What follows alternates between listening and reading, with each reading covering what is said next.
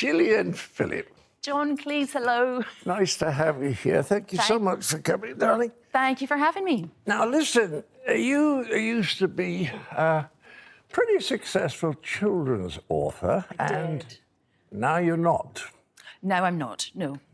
I'd worked for a company called Working Partners, which is a book packager. And I'd worked for them since about 2011.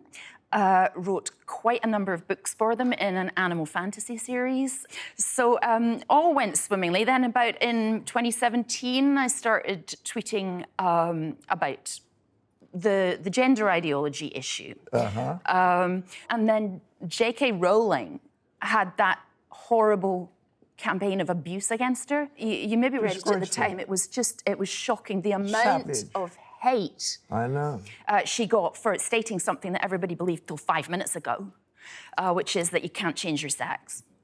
You know, dress how you like, as she said. You know, sleep with whoever will have you, however you want to. You know, but you can't. You know, don't bully people out of their jobs for saying that you can't change your biological sex. And she got so much hate for this, and I kind of felt I want to say something. You know, I kind of was aware that it was a really difficult, very touchy issue.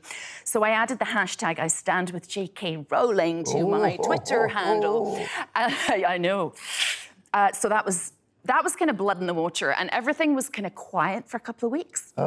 And then the sharks found me. You know, death threats, threats of sexual violence, that sort of thing. So I kind of ignored the first few comments, blocked. But it kept coming, and it was kind of like a snowball rolling downhill. It got worse for 24 hours. So it started morning of the 26th. By morning of the 27th, my publisher was on the phone. Which year is this? This is 2020. 2020? Just not long after lockdown, say, about then. 27th, I got to sleep about 5 in the morning. Was called by my agent about 9. And the book packagers were on the phone, Working Partners were on the phone. We'll have to talk to HarperCollins, see if it's, you know, if you can still work for us. And 2 p.m., which was like 9 New York time, HarperCollins said, right, she's out, sort of thing. So, yeah, sorry, HarperCollins, say you're out and you're fired. So that was it. And that was the end of my career as a children's author.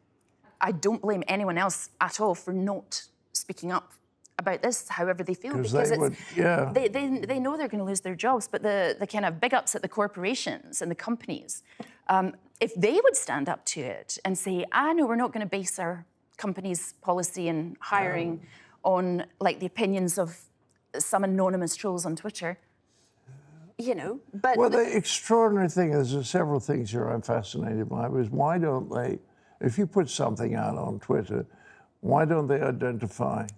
Hello. Hello. Oh, you're very disgusting, aren't you? Oh, don't listen to her. No, you're lovely. Where are you going? But if you put something out on Twitter, why don't they make people admit their identity? Why don't they say who's the author of this tweet?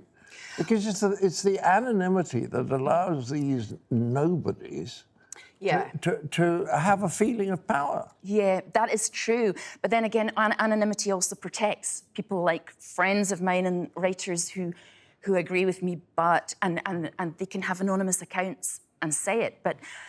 And I don't blame them, as I said, they cannot tweet their opinions under their own name because their careers would be over too. What do you do for money now? I'd learned how to drive HGVs. I became a truck driver.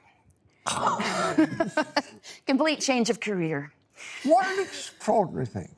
See, my trucker's tan. How did that happen?